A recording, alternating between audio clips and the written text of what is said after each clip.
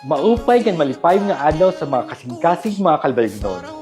Yan ang Valentine's Day, yung sisilibrar natin ang gugma, di nila ang romantiko nga gugma, kundi ang gugma sa pamilya, kasangkayan, kasan aton komunidad.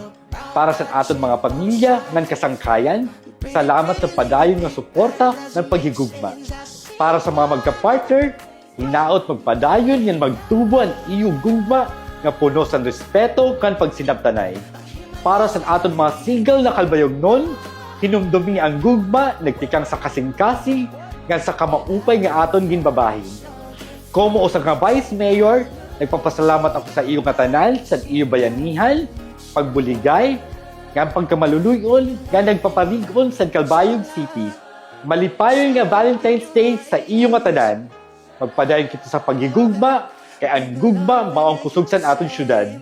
Ini iyo Vice Mayor Rex M. Daguman, Love Winsing Calbayog. Loving you say